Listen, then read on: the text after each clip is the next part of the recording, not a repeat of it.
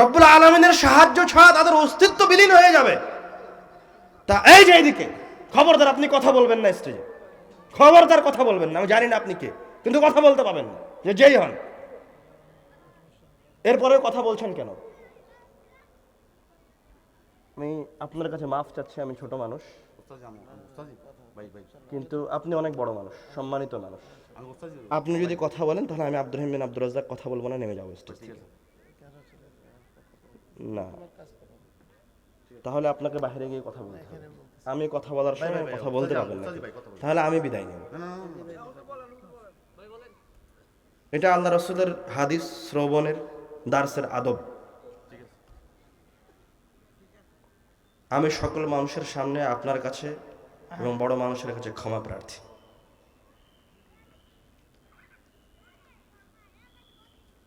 বলছিলাম, এই সমস্ত যুদ্ধে তারা বিজয় অর্জন করেছে রব্বুল আলামিনের সাহায্যে।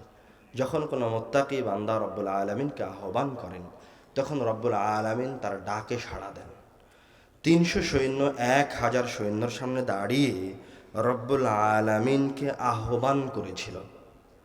তখন তাদের শক্তি ছিল না, তখন তাদের কাছে অস্ত্র ছিল না, তখন রব্বুল আলামিন তাদের ডাকে সাড়া দিয়েছেন। রব্বুল আলামিন কোরআনুল কারীমে বলছেন, ইয তাস্তাগীসুনা রাব্বাকুম, আরে যখন তোমরা আমাকে আহ্বান করছিলে যে তোমাদের কাছে শক্তি নাই, তোমাদেরকে আজকে তারা বিলীন করে দিবে এই বদরের ময়দানে, যখন তোমরা মুত্তাকি হয়ে আল্লাহ রাসূলের অনুসারী হয়ে যখন আমাকে আহ্বান করেছো আমার বান্দারা, ইয তাস্তাগীসুনা রাব্বাকুম, তখন আমি আল্লাহ তোমাদের সাহায্য করার জন্য আমার 1000 ফেরেশতাকে নামিয়ে দিয়েছি মাঠে। সুবহানাল্লাহ, বিআলফিন মিনাল মালাইকাতি মুরসিলিন। আল্লাহু আকবার।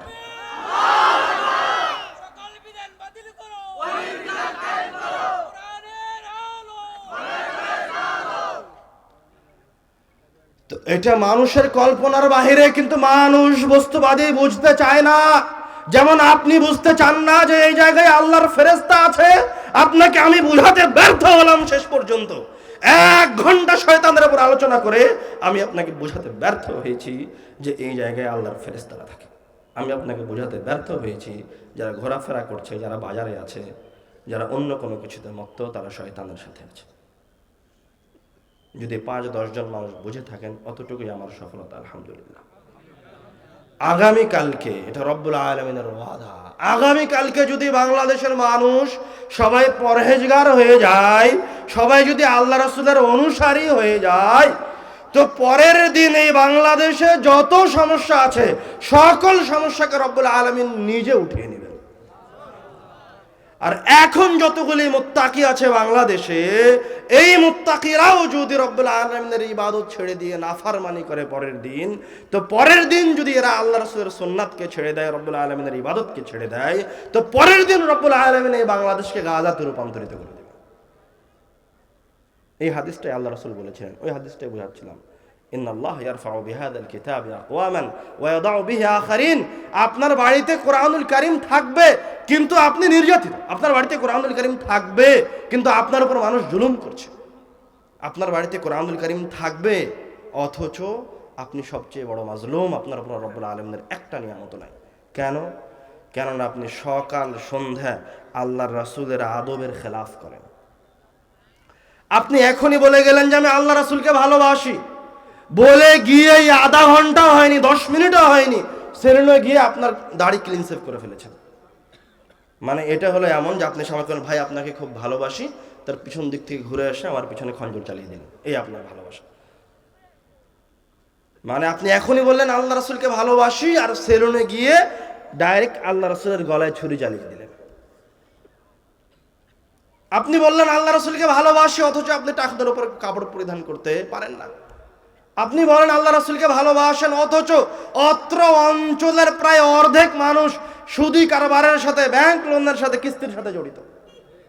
তো কোথায় থেকে আল্লাহর রহমত নেমে আসবে আপনি বলেন? কোন দিক দিয়ে আল্লাহর রহমতটা আপনার ঘরে প্রবেশ করবে? তা আপনি তো রহমতের দরজাকে বন্ধ করে রেখেছেন, সিলগালা করে রেখেছেন। আপনি আপনার দরজাকে উন্মুক্ত করে দেন, রব্বুল আলামিন এই পুরো পৃথিবীকে যদি জান্নাত করে দেন, তো রব্বুল আলামিনের কি নিয়ামতের অভাব পড়বে? নিয়ামতের অভাব পড়বে না। আপনি ফিরে আসুন রব্বুল আলামিনের দিনে। আপনি বুঝেন যে শয়তান কীভাবে মানুষকে ভুল করাচ্ছে, এবং শয়তানের ওপর আমরা যে সমস্ত আয়াত বলেছি এবং শয়তান থেকে বাঁচার জন্য যে সমস্ত দোয়াগুলি বললাম, এছাড়াও আরও অসংখ্য দোয়া আছে দোয়া অধ্যায় বইয়ে। সেই দোয়াগুলি আপনারা মুখস্থ করে নিয়েন, সদা সর্বদা সচেষ্ট থাকেন শয়তান যেন আপনাদের উপর জয় না হতে পারে। উপস্থিত তার একটা শিক্ষা গাজাবাসীদেরকে দিয়ে আপনাদেরকে প্রদান করলাম। আপনারা ফিরে আসলে রব্বুল আলামিন আপনাদেরকে তার নিয়ামত ফিরিয়ে দিবেন। আপনারা ফিরে গেলে রব্বুল আলামিন তার নিয়ামতকে উঠিয়ে নেবেন। বলছিলাম আল্লাহ রাসূল সাল্লাল্লাহু আলাইহি ওয়াসাল্লামের উপর দরুদের ফজিলত। দরুদের শুরুর ফজিলত কি বলেছিলাম? একবার আল্লাহ রাসূলের উপর দরুদ পাঠ করলে কয়টা নেকি হয়, কয়টা গুনাহ মাফ হয়, কয়বার রহমত বর্ষণ করা হয়, মর্যাদাকে আল্লাহর সামনে কয় স্তর উপরে তুলে দেওয়া হয়, 10 স্তর। এতগুলি ফজিলত। এছাড়াও আরো ফজিলত আছে। আপনার যেমন রব্বুল আলামিনের কাছে কিছু চাওয়া আছে, অথবা বিপদের মাঝে আছেন, কষ্টের মাঝে আছেন, তো আল্লাহ রাসূলের একজন সাহাবী ছিলেন উবাই ইবনে কাব রাদিয়াল্লাহু তাআলা আনহু।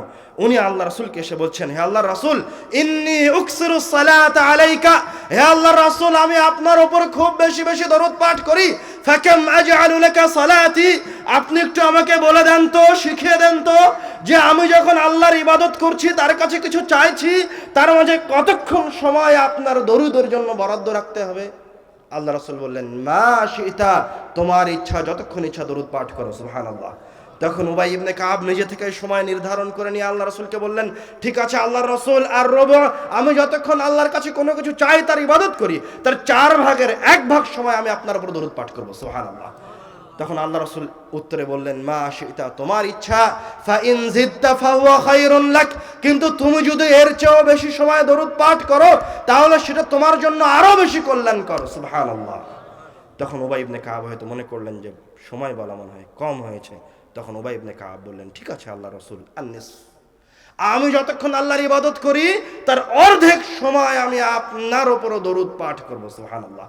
আল্লাহ রাসূল পুনরায় একই উত্তর দিলেন, মা শিতা, তোমার ইচ্ছা, ফা ইন জিদতা ফাহুয়া খায়রুন লাক, কিন্তু তুমি যদি এর চেয়ে বেশি সময় দরুদ পাঠ করো, তাহলে সেটা তোমার জন্য আরো বেশি কল্যাণকর। সুবহানাল্লাহ। উবাই ইবনে কাব আবার আল্লাহ রাসূলকে বললেন, ঠিক আছে আল্লাহ রাসূল, তাহলে 4 ভাগের 3 ভাগ সময় আপনার উপর দরুদ পাঠ করব। আল্লাহ রাসূল পুনরায় একই উত্তর দিলেন, মা শিতা ফা ইন জিদতা ফাহুয়া খায়রুন লাক, তোমার ইচ্ছা, তবে তুমি যদি এর চেয়ে বেশি সময় দরুদ পাঠ করো, তাহলে এটা তোমার জন্য আরো বেশি কল্যাণকর। এইভাবে উবাই ইবনে কাব রাদিয়াল্লাহু তাআলা আনহু আল্লাহ রাসূলের মাঝে কথা চলছে দরুদকে নিয়ে।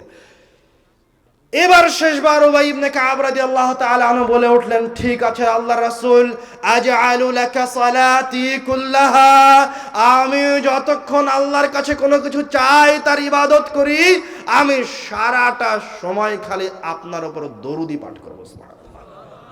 এবার আল্লাহ রাসূলের উত্তর পরিবর্তন হয়ে গেল।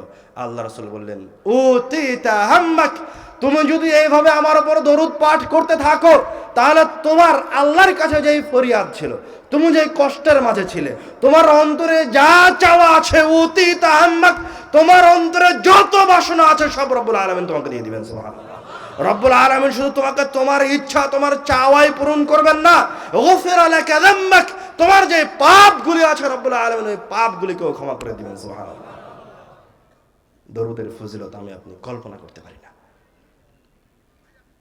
আল্লাহ রাব্বুল আলামিন কোরআনুল কারীমে বলছেন, ইন্নাল্লাহা ওয়া মালাইকাতাহু ইউসাল্লুনা আলান নবী, নিশ্চয় স্বয়ং আল্লাহ এবং তার ফেরেশতারা আল্লাহর রাসূলের উপরে সালাত পাঠ করেন। সুবহানাল্লাহ।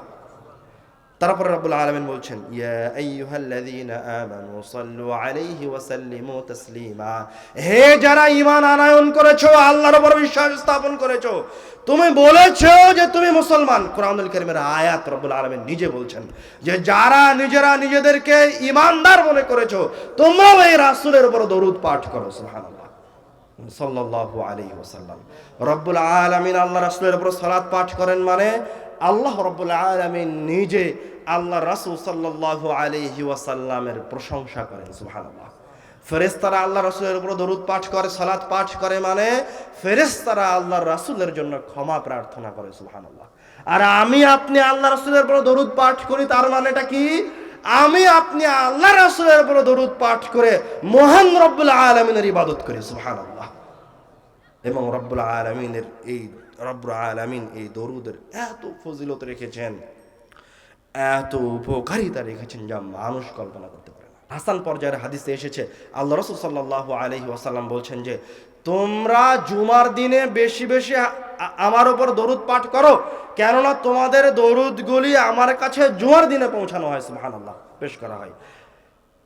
আল্লাহ রাসূল সাল্লাল্লাহু আলাইহি ওয়াসাল্লাম বলছেন তোমরা যে যত বেশি দরুদ পাঠ করবা কিয়ামতের দিন সে তত বেশি আমার তত বেশি নিকটে অবস্থান করবে। সুবহানাল্লাহ, এই দরুদ পাঠ করে।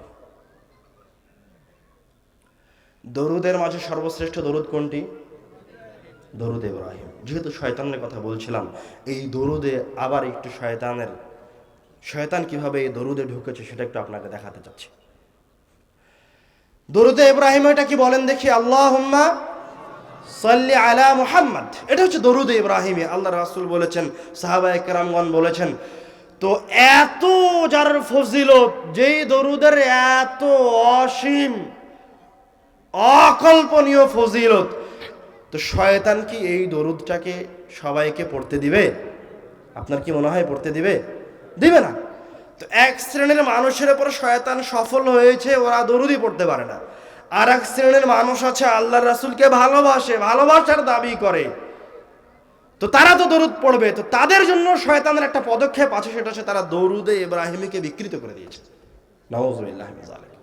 মানে শয়তান তো জানে আপনি তার ইবাদত করবেন, যেহেতু আপনাকে ইবাদত থেকে বিরত রাখা সম্ভব নয়, সেহেতু ইবাদতটাকে সে সর্বাত্মক চেষ্টা করবে ভুল করে দেওয়ার, অমনোযোগী করার, বিকৃত করার। তো দরুদে কিভাবে বিকৃতি নিয়ে আসলো? এই ছেলে, মনোযোগ দিয়ে আমার চোখ রেখে কথা শুনো, অন্যদিকে যাচ্ছ কেন? কিভাবে বিকৃতি নিয়ে আসলো? আল্লাহুম্মা সাল্লি আলা মুহাম্মদ, সাল্লি আলা মুহাম্মদ ছিল, নিয়ে আসা হলো সাল্লি আলা সাইয়্যিদিনা মাওলানা মুহাম্মদ। সাইয়্যিদিনা এবং মাওলানা শব্দ দুটো খারাপ নয়, কোনো আপত্তি নয় শব্দ দুটোর সাথে। সাইয়্যিদিনা শব্দ হচ্ছে আমাদের সর্দার, সুন্দর শব্দ, চমৎকার শব্দ। আল্লাহ রাসূল শুধু আমাদের সর্দার নয়, পুরো জাহানের নবী রাসূলদের সর্দার। মাওলানা মানে আমাদের উকিল, অভিভাবক। আল্লাহ রাসূল আমাদের সকলের অভিভাবক, এমন অভিভাবক যিনি আমাদের জন্য কিয়ামতের মাঠে শাফাআত করবেন। তো শব্দ দুইটিতে আমাদের কোনো তেমন সমস্যা নাই, শব্দ দুইটি খুবই ভালো, চমৎকার, শুনতেই ভালো লাগে, মন ঠান্ডা হয়ে যায়। কিন্তু শব্দ দুইটি আল্লাহ রাসূল এই দরুদে ইব্রাহিমের মাঝে বলে যাননি। তো যারা বলছেন তারা কেন বলছেন? এই জন্য বলছেন যে এই দুটা শব্দ বললে আরো ভালো লাগে। সরাসরি আল্লাহুম্মা সাল্লি আলা মুহাম্মদ না বলে আল্লাহুম্মা সাল্লি আলা সাইয়্যিদিনা মাওলানা মুহাম্মদ, তার নামের শুরুতে দুটা সিফাত লাগিয়ে দিলাম, তাহলে শুনতে কি আরো মজা লাগছে না? ভালো লাগছে না? আরবি ভাষার ওই সাহিত্যটা আর একটু উচ্চমানের করার জন্য, আল্লাহর রাসূলের প্রতি ভালোবাসা দেখানোর জন্য তারা এই দুটা শব্দ আরো বেশি লাগিয়ে দিল, অতিরিক্ত করল। তো এই জায়গায় আপনি তো বুঝতে পারবেন না, সাধারণ মানুষ, যে লাগিয়ে দিলে সমস্যাটা কি। কোনো তো সমস্যা নেই, ভালো জিনিস তো। তো আপনার সামনে আমার প্রশ্ন হচ্ছে, এই একটা কথা মনে রাখিয়েন, এইটা সবচেয়ে জরুরি ইবাদতের জন্য।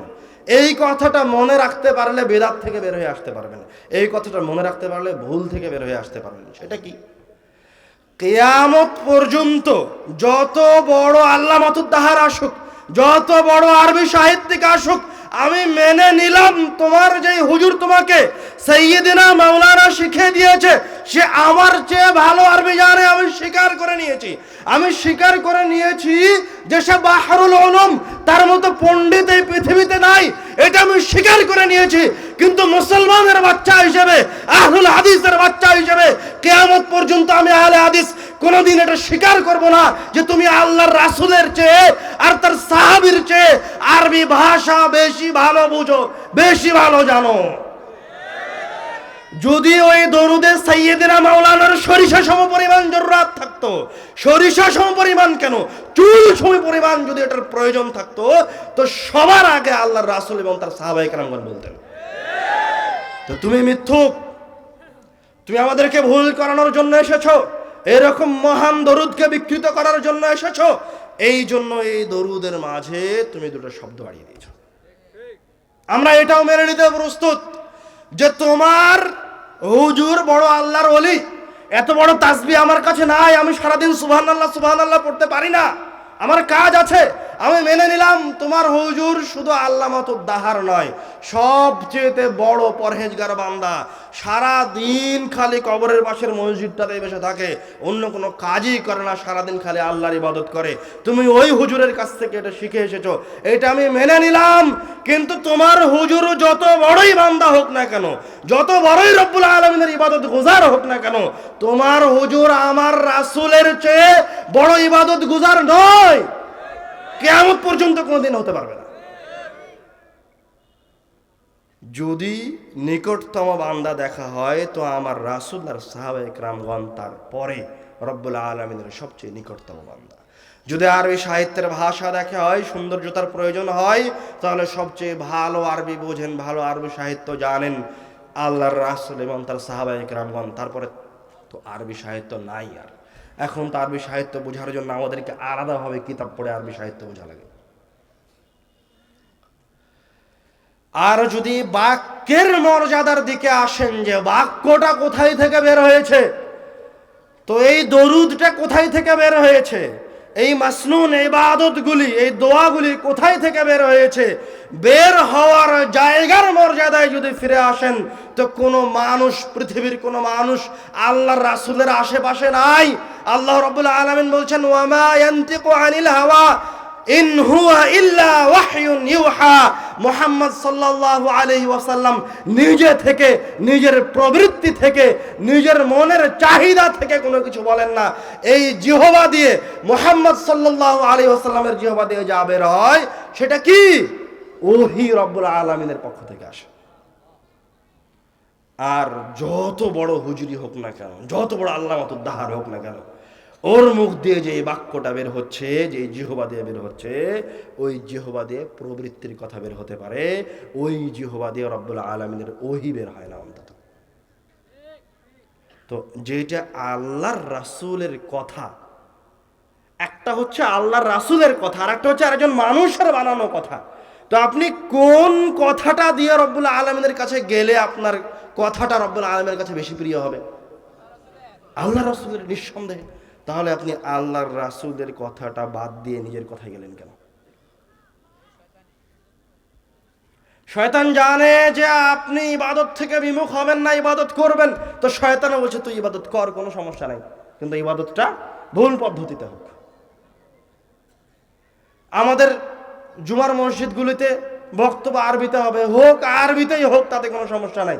মেনে নিলাম যে তুমি আরবিতেই বক্তব্য দাও। তো আরবিতে বক্তব্য দেওয়ার জন্য কি আল্লাহ রাসূলের হাদিসের অভাব পড়ে গেছে? কোরআনুল কারীমের আয়াতের অভাব পড়ে গেছে যে টানা 40 মিনিট হাদিস বলা যাবে না, টানা 40 মিনিট কোরআনুল কারীমের আয়াত পড়া যাবে না? তুমি আলাদাভাবে ওই জায়গায় আরেকজনের কথা ঢুকালা কেন? তো এটাই তো প্রমাণ করে যে তুমি আল্লাহ রাসূলকে ভালোবাসো না, রব্বুল আলামিনকে ভালোবাসো না। এই জন্য দোয়া করার জন্য যে বাক্যটা বলে দোয়া করছেন, সেটা অবশ্যই চেষ্টা করবেন যে বাক্য বলে দোয়া করছেন সেটা যেন আল্লাহ রাসূলের বাক্য হয়। আপনি নিজের কথা দিয়েও দোয়া করতে পারেন, সমস্যা নাই। আর যদি দোয়াটা ইবাদত হয়, যেমন দরুদে ইব্রাহিমী, তাহলে ওই জায়গায় কোনো বিকৃতি নিয়ে আসা মহা অন্যায়। আর ওই ইবাদতটা যদি আল্লাহ রাসূলের সুন্নাত হয় বা কোনো ফরজ ইবাদত হয়, তাহলে ওই জায়গায় বিকৃতি নিয়ে আসা মহা অন্যায়। আপনি দলিল পাওয়ার আগ পর্যন্ত ওই ইবাদতই করিয়েন না। ওই ইবাদতটা যদি সুন্নাত ইবাদত হয়, নফল ইবাদত হয়, তো আপনি ওই ইবাদতই করতে যান না, যত বড় ফজিলত থাক না কেন। আগে ওই ইবাদতের জন্য দলিল বের করে নিয়ে আসেন। কেন না ওই ইবাদতের যদি দলিল না থাকে, ওই নফল আমলের যদি দলিল না থাকে, ওই একসাথে হাত তুলে দোয়া করার যদি সঠিক দলিল না থাকে, ওই মিলাদ করার যদি সঠিক দলিল না থাকে, তাহলে ওই মিলাদ কিয়ামতের দিনে আপনার ধ্বংসের কারণ হবে। কিন্তু ওই সুন্নাত যদি আপনি জীবনে একবারও পালন না করেন, তো রব্বুল আলামিন আপনাকে পাকড়াও করবে না। কথা কি বুঝতে পারলেন না বুঝতে পারেননি? কথা বোঝা যাচ্ছে?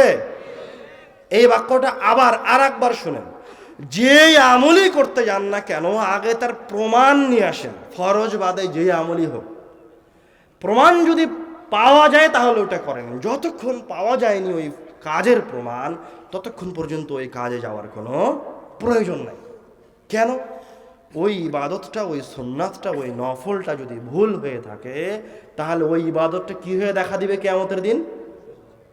ক্ষতির কারণ হয়ে দেখা দিবে। ওই ইবাদতটা কি হয়ে দেখা দিবে কিয়ামতের দিন?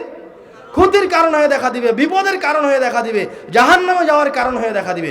কিন্তু ওই সুন্নাতটার উপর যদি আপনি আমল না করতে পারেন, তো আল্লাহকে ওটার জন্য আপনাকে ধরবে কিয়ামতের দিন? ধরবে না।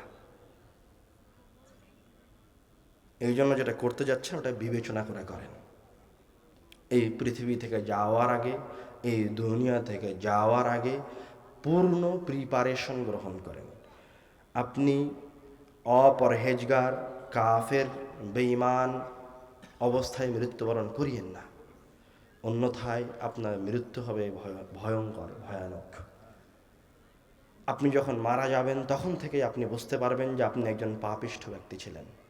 আর যদি আপনি পরহেজগার ব্যক্তি হন, ইবাদত গুজার করে আল্লাহর রাসূলের সুন্নাত অনুযায়ী চলে যখন আপনি মৃত্যুবরণ করবেন, তো আপনার কাছে যখন মৃত্যু আসবে তখনই আপনি বুঝতে পারবেন যে আপনি ভালো মানুষ ছিলেন, ভালো কাজ করেছেন।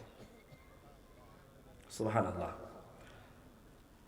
একটা লম্বা হাদিস, বারা বিন আযিব রাদিয়াল্লাহু তাআলা আনহু বলছেন, খরাজনা মা রাসূলিল্লাহি সাল্লাল্লাহু আলাইহি ওয়াসাল্লাম, বলেন সাল্লাল্লাহু আলাইহি ওয়াসাল্লাম, খরাজনা মা রাসূলিল্লাহি সাল্লাল্লাহু আলাইহি ওয়াসাল্লাম ফি জানাজাতি রাজুলিন মিনাল আনসার, আমরা আল্লাহর রাসূলের সাথে একজন আনসার ব্যক্তির জানাজার উদ্দেশ্যে বের হলাম। হাত্তা ইনতাহাইনা ইলাল কবরি ওয়া লাম্মা ইউলহাদ, তো জানাজার উদ্দেশ্যে বের হয়ে কবরের বা কবরস্থানে পৌঁছেছি, বা কবরের পাশ দিয়ে তারা যাচ্ছিলেন। এখন ওই আনসার সাহাবীর জন্য কবর খনন সম্পূর্ণ হয়নি। জালাস রাসূলুল্লাহ সাল্লাল্লাহু আলাইহি ওয়াসাল্লাম, আল্লাহ রাসূল ওই জায়গায় কবরস্থানে বসে গেলেন। ফাজালাসনা হাওলা, আমরাও আল্লাহ রাসূলের আশেপাশে বসে গেলাম। কাআন্না আলা রুউসিনা তায়র, আমরা এতটা নিস্তব্ধ হয়ে আল্লাহ রাসূলের আশেপাশে বসে গেলাম যেন আমাদের মাথার ওপর পাখি বসে আছে। কাআন্না আলা রুউসিনা তায়র, আমরা এমন জড়বস্তু পাথরের মতো হয়ে বসে আছি যে পাখি আমাদেরকে পাথর মনে করে আমাদের মাথার উপর বসে থাকবে। ওয়াফি ইয়াদিহি উদুন ইয়ানকুতু বিহিল আরদ, আল্লাহর রাসূলের হাতে একটা খড়ি আছে। উনিও মনে হচ্ছে, ওনার ভাব দেখে মনে হচ্ছে উনিও খুব টেনশনে, গুরুত্বপূর্ণ কোনো কিছু ঘটতে যাচ্ছে। তার হাতে একটা খড়ি আছে, ওই খড়িটা দিয়ে তিনি মাটি খোঁড়াচ্ছেন। ওয়াফি ইয়াদিহি উদুন ইয়ানকুতু বিহিল আরদ। সবাই নিস্তব্ধ, কবরস্থানে বসে আছে আল্লাহ রাসূল সহ সবাই। হাত্তা রাফা রাসা, এক পর্যায়ে গিয়ে আল্লাহ রাসূল তার মাথাটা উপরে উঠালেন, উঠিয়ে বলতে লাগলেন, ইস্তাঈযু বিল্লাহি মিন আযাবিল কবর, তোমরা আল্লাহর কাছে কবরের আযাব থেকে পরিত্রাণ চাও। ইস্তাঈযু বিল্লাহি মিন আযাবিল কবর, তোমরা আল্লাহর কাছে কবরের আযাব থেকে পরিত্রাণ চাও। ইস্তাঈযু বিল্লাহি মিন আযাবিল কবর, তোমরা আল্লাহর কাছে কবরের আযাব থেকে পরিত্রাণ চাও। এইভাবে আল্লাহ রাসূল 2-3 বার একই বাক্য বললেন, মাথাটা উঠিয়ে। আল্লাহ রাব্বুল আলামিন আমাদেরকে কবরের আযাব থেকে পরিত্রাণ দান করুন, আল্লাহুম্মা আমিন। তারপরে এবার আল্লাহ রাসূল ঘটনার দিকে যাচ্ছেন, মূল কথার দিকে যাচ্ছেন। বললেন, ইন্নাল আবদাল মুমিন, নিশ্চয় মুমিন বান্দা, ইযা কানা ফি ইনকিতাইম মিনাদ দুনিয়া ওয়া ইকবালিন মিনাল আখিরাহ, যখন কোনো মুমিন বান্দার পৃথিবী থেকে চলে যাওয়ার সময় হয়, তার মৃত্যু ঘনিয়ে আসে, নাযালাত ইলাইহি মালাইকাতুম মিনাস সামা, তখন তার কাছে রব্বুল আলামিনের পক্ষ থেকে ফেরেশতারা নেমে আসে। সুবহানাল্লাহ। আল্লাহ রাব্বুল আলামিন কোরআনুল কারীমে বলছেন, ইন্নাল্লাযীনা ক্বালু রাব্বুনাল্লাহ, যারা এই কথা বলেছে আমাদের রব আল্লাহ, সুম্মা ইসতাকামু, অতঃপর রব্বুল আলামিনের উলুহিয়াতের উপর, উবুদিয়াতের উপর সীসা ঢালা প্রাচীরের মতো অটল থেকেছে। সুম্মা ইসতাকামু মানে রব্বুল আলামিনের বিধানের সাথে সরিষা সমপরিমাণ কম্প্রোমাইজ করেনি। তাতানাজ্জালু আলাইহিমুল মালাইকা, এইরকম বান্দাদের উপরে রব্বুল আলামিনের পক্ষ থেকে ওই বান্দার মৃত্যুর সময় ফেরেশতারা নেমে আসে। সুবহানাল্লাহ। ফেরেশতারা নেমে এসে কি করে? ফেরেশতারা নেমে এসে ওই বান্দাটাকে বলে, আল্লাহ তাখাফু, তুমি ভয় পেও না, ওয়ালা তাহজানু, তুমি চিন্তিত হয়েও না, তুমি কষ্টও পেও না। এই দুনিয়া থেকে চলে যাচ্ছ, কি হতে যাচ্ছে এটাতে তুমি কষ্টও পেও না, চিন্তিত হয়েও না। আল্লা তাখাফু ওয়ালা তাহজানু, কেন? ওয়াবশিরু বিল জান্নাতিল্লাতী কুনতুম তুআদুন, বরং তুমি যে এক সংগ্রামী জীবন পার করেছো দুনিয়াতে, তুমি যে রব্বুল আলামিনের আনুগত্য করেছো, তার দ্বীনে সরিষা সমপরিমাণ কম্প্রোমাইজ করনি। ওয়াবশিরু বিল জান্নাতিল্লাতী কুনতুম তুআদুন, তোমার কাজের জন্য রব্বুল আলামিনের পক্ষ থেকে তোমার জন্য যে জান্নাতের ওয়াদা করা ছিল, যে জান্নাতের ওয়াদা তুমি আল্লাহর রাসূলের হাদিসে শুনেছো, যেই জান্নাতের ওয়াদা তুমি কোরআনুল কারীমের আয়াতে পেয়েছো, তুমি এই মৃত্যুর সময় এখন আমাদের কাছে ওই জান্নাতের সুসংবাদ গ্রহণ করো। সুবহানাল্লাহ। আল্লাহ রাসূল সাল্লাল্লাহু আলাইহি ওয়াসাল্লাম এবার ওই ফেরেশতাদের চেহারার কথাই আসলেন। বিদুল উজুহ, ফেরেশতাদের চেহারাগুলি হবে ধবধবে সাদা ফর্সা, কাআন্না উজুহাহুমুশ শামস, যেন তাদের চেহারাগুলি সূর্যের মতো জ্বলজ্বল করছে। মাআহুম কাফানুম মিন আকফানিল জান্নাহ, তাদের সাথে আছে জান্নাত থেকে নিয়ে আসা কাফন। ওয়া হানুতুম মিন হানুতিল জান্নাহ, জান্নাত থেকে নিয়ে আসা হানুত, সুঘ্রাণ। ফায়াজলিসুনা মিনহু মাদ্দাল বাসার, এই সমস্ত সুন্দর চেহারার ফেরেশতাগুলি যারা ওই মুমিন বান্দাকে তার মৃত্যুর সময় তাকে উৎসাহিত করতে এসেছে, তাকে সাহস দিতে এসেছে, তারা এইরকম জান্নাতি কাফন হানুত নিয়ে এসে তার দৃষ্টিসীমার আশেপাশে অবস্থান গ্রহণ করবে। তো এই জায়গার মূল কথা, হাদিসটা অনেক লম্বা, বড় হাদিস, হাদিসের মুত্তাকিদের আলোচনা পর্যন্ত থাকবো, সামনে আর আগাবো না। হাত্তা সুম্মা ইয়াজিউ মালাকুল মাউত, অতঃপর ফেরেশতারা বসে থাকবে, মালাকুল মাউত আসবে। মালাকুল মাউত আসে ওই পরহেজগার বান্দার মাথার পাশে বসে বলবে, ইয়া আইয়াতুহান নাফসুত তাইয়্যিবাহ, হে সুন্দর আত্মা, উখরুজি ইলা মাগফিরাতিন মিনাল্লাহি ওয়া রিদওয়ান, হে পরহেজগার সুন্দর আত্মা, তুমি রব্বুল আলামিনের সন্তুষ্টির দিকে, রব্বুল আলামিনের ক্ষমার দিকে বের হয়ে আসো। সুবহানাল্লাহ। ফাতাখরুজু তাসিলু কামা তাসিলুল মাউ মিন ফিসতিকা, তখন ওই মুমিন বান্দার ভিতর থেকে রূহটা বের হয়ে আসবে যেইভাবে একটা মশক কুচিয়ে ধরলে এক ফোঁটা পানি গড়িয়ে পড়ে। সুবহানাল্লাহ। ফায়াখুযুহা, তখন মালাকুল মউত ওই রূহটাকে গ্রহণ করবেন। ফালাম ইয়াদাউহু ফি ইয়াদিহি তারাফাতা আইন, ওই যে ফেরেশতাগুলি তাকে সাহস দিচ্ছিল, ওই যে সুন্দর ফেরেশতাগুলি এসেছিল, যাদের কাছে জান্নাতের কাফন আছে, জান্নাতের হানুত আছে, ওরা এই সুন্দর রূহটাকে মালাকুল মউতের হাতে, আপনারা যাকে আজরাইল বলেন, ওর হাতে তরফাতে আইন, চোখ বন্ধ করে খুলতে যতক্ষণ সময় লাগে ততক্ষণ সময় রাখতে দেবে না। সুবহানাল্লাহ। দ্রুত তার কাছ থেকে নিয়ে জান্নাত থেকে নিয়ে আসা ওই হানুতের মাঝে রাখবে। ফায়াখরুজু মিনহা কাআতিয়াবি রিহিন উজিদাত আলা ওয়াজহিল আরদ, যখন ওই কাফনের ভিতর রাখা হবে এই সুন্দর আত্মাকে, তখন ওই কাফন থেকে পৃথিবীর মাটিতে সবচেয়ে উত্তম সর্বশ্রেষ্ঠ ঘ্রাণ বের হয়ে আসবে। পৃথিবীর মাটিতে এরকম কোনো ঘ্রাণ নাই। ফায়াসাদুনা বিহা, তখন এই সুন্দর ফেরেশতাগুলি এই কাফনের মাঝে করে এই আত্মাটাকে নিয়ে আসমানের দিকে যাত্রা শুরু করবে। ফালা ইয়ামুরুনা বিহা আলা মালাইন মিনাল মালাইকাতি ইল্লা ক্বালু, যখন তারা কোনো ফেরেশতাদের পাশ দিয়ে এই রূহটাকে নিয়ে যাবে, তখন ওই ফেরেশতাগুলি এই রূহ বহনকারী ফেরেশতাদেরকে জিজ্ঞাসা করবে, মা হাযা রাজুল, এই লোকটা কে, এত সুন্দর ঘ্রাণ, মা হাযা রাজুলুত তাইয়্যিব, এত সুন্দর ঘ্রাণযুক্ত লোকটা কে, এই রূহটা কার? তখন এই ফেরেশতারা বলবে, ফুলান ইবনু ফুলান, এটা হচ্ছে অমুকের সন্তান অমুক, বিআহসানি আসমাইহি আল্লাযী ইউসাম্মুনাহু ফিদ দুনিয়া, দুনিয়াতে তার সবচেয়ে সুন্দর যে নামটা, সেই নাম ধরে তাদেরকে জানাবে, সেই নামটা তাদেরকে জানানো হবে। হাত্তা ইয়ানতাহুনা বিহা ইলা সামাইদ দুনিয়া, এইরকম অভ্যর্থনার মাঝে দিয়ে এই রূহ প্রথম আসমানে পৌঁছে যাবে। ফায়াস্তাফতিহুনা লাহু, এই ফেরেশতাগুলি আসমানের দরজা খুলে দেওয়ার অনুমতি চাইবে, যে এই রূহের জন্য আসমানের দরজা খুলে দেওয়া হোক। তখন এই রূহের জন্য আসমানের দরজাকে খুলে দেওয়া হবে। সুবহানাল্লাহ। ওয়া ইউশাইয়ুহু মিন কুল্লি সামাইন মুকাররিবুহা, শুধু আসমানের দরজাকে খুলে দেওয়া হবে না, আল্লাহর রাসূল বলছেন যে ওই আসমানে যত ফেরেশতারা আছে, ওই আসমানের ফেরেশতারা এই সুন্দর রূহটাকে অভ্যর্থনা জানাবে এবং অভ্যর্থনার সহিত পরের আসমান পর্যন্ত পৌঁছে দেবে। সুবহানাল্লাহ। এইভাবে দ্বিতীয় আসমান, তৃতীয় আসমান, চতুর্থ আসমান, পঞ্চম আসমান, এইভাবে একটা সুন্দর অভ্যর্থনার মাঝে দিয়ে এই সুন্দর রূহটা রব্বুল আলামিনের কাছে সপ্তম আসমানে পৌঁছে যাবে। সুবহানাল্লাহ। ফায়াকুলুল্লাহু আযজা ওয়া জাল, এবার রব্বুল আলামিনের পালা। রব্বুল আলামিন বলবেন, উকতুবু কিতাবা আবদি ফিল ইল্লিয়িন, আমার এই বান্দাকে জান্নাতীদের রেজিস্টার খাতার সবার উপরের নামটা লিখে দাও। সুবহানাল্লাহ। ওয়া আইদুহু ইলাল আরদ, এবং এই রূহটাকে পুনরায় জমিনে ফিরিয়ে দাও। ফাইন্নী মিনহা খালাকতুহুম, কেননা আমি তাকে ওই জমিন থেকে সৃষ্টি করেছি। অফিহা উঈদুহুম, আমি ওই রূহকে তাকে আবার ওই জমিনে ফিরিয়ে দেবো।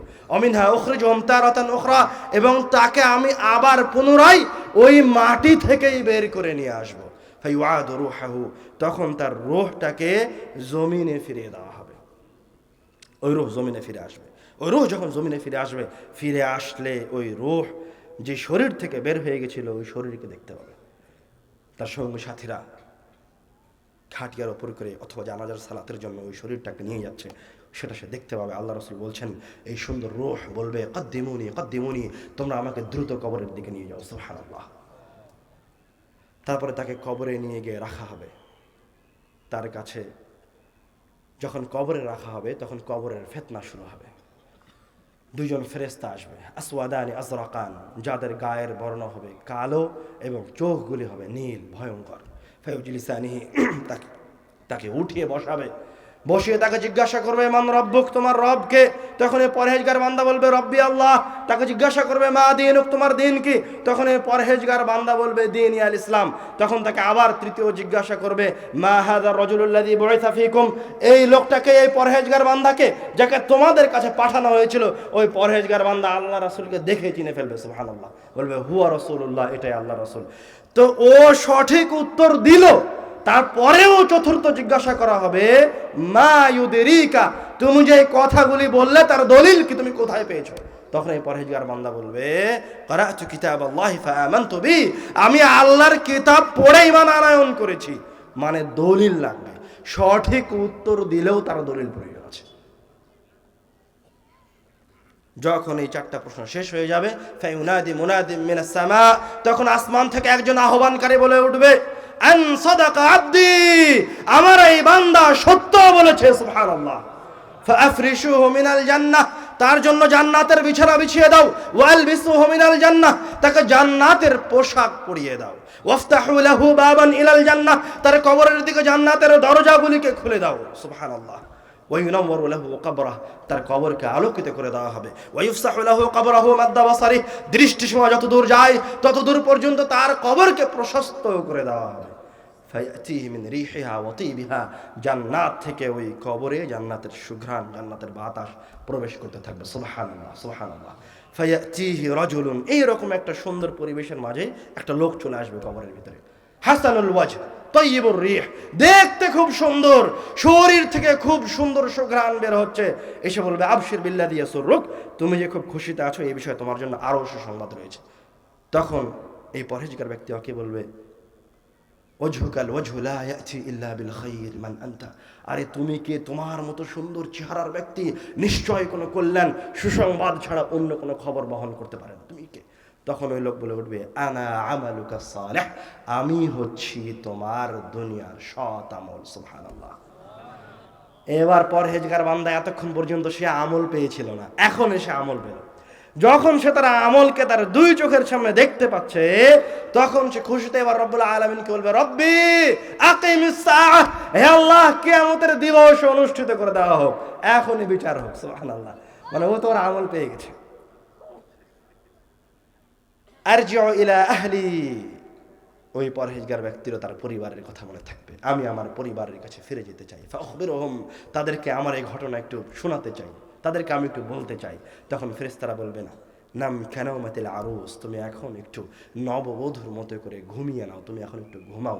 আল্লাযী লা ইউকিযুহু আহাব্বা আহলি ইল্লা আহাব্বা আহলিহি ইলাইহি, তুমি নববধূর মতো একটু ঘুমাও, ওই নববধূর মতো যখন বাসর রাত্রে গেট বন্ধ করে দিয়ে নববধূ ঘুমিয়ে যায়, তারপরে সকাল হয়ে যাওয়া পর্যন্ত কেউ আর তাকে ডিস্টার্ব করে না।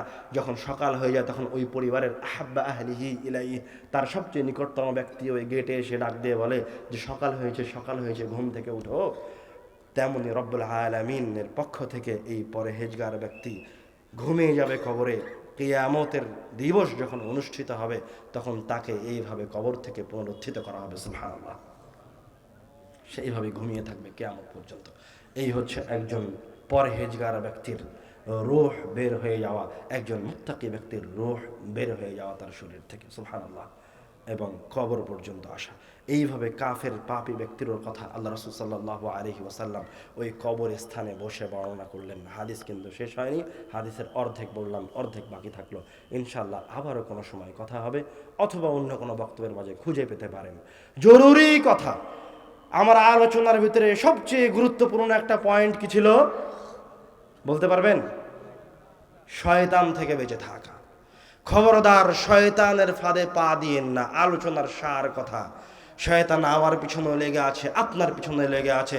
যখনই আপনি ভালো কাজের দিকে বের হবেন, শয়তান আপনার পিছনে লেগে থাকবে। শয়তান কোনো কাফের, মুশরিক, হিন্দু, খ্রিস্টানের পিছনে লাগে না, আপনার মতো ভালো বান্দাকে টার্গেট করে বসে থাকে। আল্লাহ রাসূল সাল্লাল্লাহু আলাইহি ওয়াসাল্লামের উপর দরুদ পাঠের এক অসীম ফজিলত আছে। আল্লাহ রাসূল সাল্লাল্লাহু আলাইহি ওয়াসাল্লামের উপর দরুদ পাঠ করার চেষ্টা করেন শয়তান থেকে বাঁচার জন্য এবং জীবনকে ইবাদতে পরিবর্তন করার জন্য, জীবনটাকে ইবাদতে পরিণত করে নেওয়ার জন্য। ওই যে রব্বুল আলামিন কুরআনুল কারীমে নির্দেশ প্রদান করলেন যে তোমার জীবনের প্রত্যেকটা কাজে ইবাদত, ওইরকম ইবাদত করে নেওয়ার জন্য জরুরি ভিত্তিতে আপনার দৈনন্দিন দোয়া মুখস্থ থাকতে হবে। সেই দোয়ার জন্য অবশ্যই আপনাকে কোনো দোয়া অধ্যায় বই ফিরে যেতে হবে। বাংলাদেশের মাটিতে সহিহ হাদিসের আলোকে লেখা সর্বশ্রেষ্ঠ একটা দোয়ার বই হচ্ছে আইনে রাসূল দোয়া অধ্যায়। নামটা একবার বলা হয়েছে, আবার বললাম, যার কাছে নাই অবশ্যই যদি পান, আব্দুল্লাহ ভাইয়ের গাড়ির ড্রাইভার আসে, আব্বুর গাড়ির ড্রাইভার আসে, তো ড্রাইভারের কাছ থেকে নিয়ে যাবেন। আর যদি না পান তো অনলাইনে অর্ডার করবেন। আর একটা কথা, ওই যে আপনার কবরের মাঝেও আল্লাহ রাসূলের চেহারাকে আপনার সামনে পেশ করা হবে। তো আপনি কি আল্লাহ রাসূলের চেহারা সম্পর্কে অবগত? আপনি আল্লাহ রাসূলের চেহারা জানেন? ওই যে আমি গাজার কথা বললাম, ওকে দেখে মনে হয় না, আপনি দেখে উপস্থিত বলতে পারবেন না যে ও আল্লাহ রাসূলের একজন অনুসারী, ও আল্লাহ রাসূলকে ভালোবাসে, যতক্ষণ না মুখ দিয়ে বলছে। কেন দেখে বলতে পারবেন না? ওর মুখে নাই দাড়ি, কাপড় টাকানোর নিচে চুলের এক সাইড আপনার ওই যে আপনার খেলোয়াড়দের মতন করে কাটা। তাকে দেখে কোনো বোঝার উপায় নাই যে সে আল্লাহ রাসূলের অনুসারী। তো কেন সে আর একজনকে আদর্শ হিসেবে গ্রহণ করছে? ও জানে না। আমাদের যুবকেরা, এই দেশের যুবকেরা, ভাইয়েরা, বোনেরা কেন আর একজনকে আদর্শ হিসেবে গ্রহণ করেছে? ও জানে না যে আল্লাহ রাসূল সাল্লাল্লাহু আলাইহি ওয়াসাল্লাম দেখতে কেমন। আমাদের দেশের যারা ভ্রান্ত, ওরা আল্লাহ রাসূলকে নিয়ে বাড়াবাড়ি করে, আর আমরা আহলুল হাদিসরা যখন ওই বাড়াবাড়ি থেকে বের হয়ে আসতে চেয়েছি, তখন একটু বেশি পিছনে পড়ে গেছি। মানে এতবার আল্লাহ রাসূলের নাম আসলো, তো আপনি সাল্লাল্লাহু আলাইহি ওয়াসাল্লাম বলতে পারছেন না, এটা ব্যর্থতা নাই? আপনি আহলে হাদিস অথচ আপনি আল্লাহ রাসূলের চেহারা সম্পর্কে অবগত নন, তো এটা কি ব্যর্থতা নাই? জীবনে কি এর চেয়ে কোনো বড় ব্যর্থতা থাকতে পারে? আমার কথা শোনার জন্য এত দূর থেকে ছুটে আসলেন, আমাকে দেখার জন্য, আব্বুকে দেখার জন্য, আব্দুল্লাহ বিন আব্দুর রাজ্জাককে দেখার জন্য এত দূর থেকে ছুটে আসলেন, তো আপনার আল্লাহ রাসূলকে আপনার দেখতে ইচ্ছা করে না? আল্লাহ রাসূল সাল্লাল্লাহু আলাইহি ওয়াসাল্লাম তো হাদিসে বলছেন যে আমার পরে কিছু মানুষ আসবে, তারা আমাকে দেখার জন্য এত বেকুল থাকবে যে তার সব সম্পদ বিক্রি করে দিয়ে হলো সে আমাকে দেখতে চাইবে। সহিহ মুসলিমের হাদিস। সুবহানাল্লাহ। তো সেই ভালোবাসা কোথায়? আল্লাহর অশেষ রহমত, আমি রব্বুল আলামিনের কাছে প্রশংসা জ্ঞাপন করি যে একজন আহলুল হাদিস হিসেবে রব্বুল আলামিন আমার কলম যেটা দিয়ে ধরার তৌফিক দান করেছেন, সেটা হচ্ছে আল্লাহ রাসূল সাল্লাল্লাহু আলাইহি ওয়াসাল্লাম দেখতে কেমন ছিলেন। আল্লাহ রাসূল সাল্লাল্লাহু আলাইহি ওয়াসাল্লাম দেখতে যেমন ছিলেন, আমি আল্লাহ রাসূলের চুল থেকে শুরু করে পায়ের আঙ্গুল পর্যন্ত বিস্তারিত বর্ণনা করেছি, সংক্ষিপ্ত আকারে। কোনো কথা দুইবার রিপিট করা নাই, কোনো হাদিস দুইবার রিপিট করা নাই। একদম ছোট বই, যেন মানুষ সহজে বুঝে আল্লাহর রাসূলের চেহারাটাকে নিজের মাথায় রাখতে পারে, নিজের সন্তানটাকে বলতে পারে, ওর মা যেন ছেলেটাকে বলতে পারে যে আল্লাহ রাসূলের চুলটা এরকম ছিল না, এরকম ছিল, তুমি এরকম চুল রাখো। আর আল্লাহ রাসূল এইভাবে হাঁটতো, তুমি এইভাবে হাঁটো। তুমি যেন নিজে একটু রব্বুল আলামিনের কাছে দাবি করতে পারো, হে আল্লাহ, আমি দেখতে তোমার রাসূলের মতো।